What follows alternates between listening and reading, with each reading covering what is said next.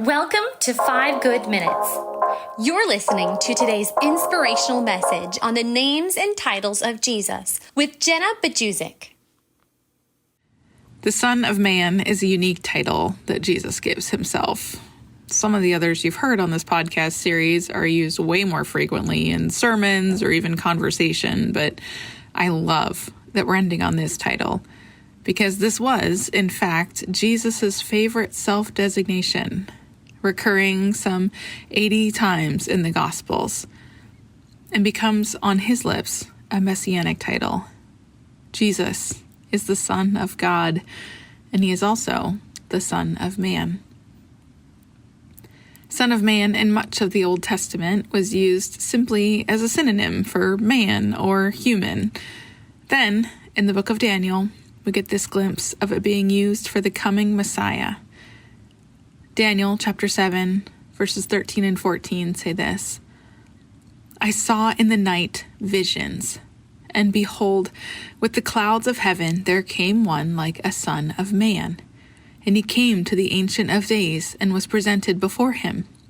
And to him was given dominion, and a glory, and a kingdom, that all peoples, nations, and languages should serve him.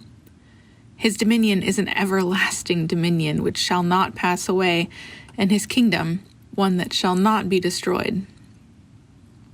So we have this glimpse of someone who combined not only this heavenly authority, but also humanity. What a beautiful paradox. That the Messiah, the one who will save all of humanity, was, in fact, going to walk the earth with his own 2 stinky feet.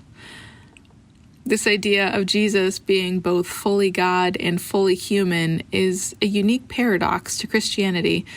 He is simultaneously perfectly divine and perfectly human, having 2 complete and distinct natures at once.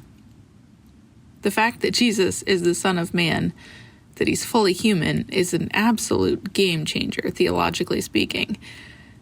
It means so many things. It means that the perfect life that he lived is able to represent us as humans before the throne of God in judgment.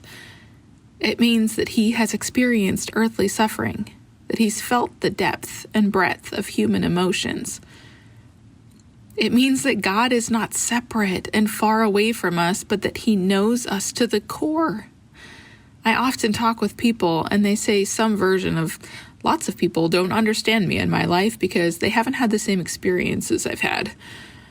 Well, guess what, friends?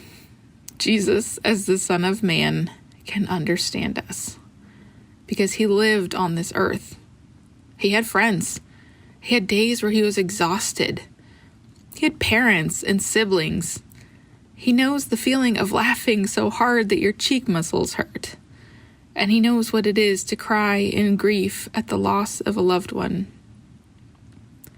The humanity of Jesus in no way diminishes his glory, his heavenly authority, or his power to save, as we can see in that Daniel text. In Matthew chapter 18, verse 11, and in Luke 19, verse 10, Jesus says that the Son of Man came to seek and to save the lost. With this intimate knowledge of what it is to be human and the authority of all of heaven, his mission was simple: to seek and to save the lost. We, friends, can feel lost so easily in this wild world, and how comforting it is to know that in this feeling, Jesus' mission was to seek us out, to find us, and to save us and rescue us from all the brokenness that we experienced and that he also experienced. He is the Son of Man, the transcendent Messiah, who by his saving work has earned a universal kingship that is being exercised now in rescuing people, one by one, out of the kingdom of darkness and bringing us safely into the kingdom of light. How beautiful is that? Thanks for joining us here today. There's a lot of great content to explore on Orchard Hill Plus and on the Orchard Hill main feed from the weekend. Have a great day.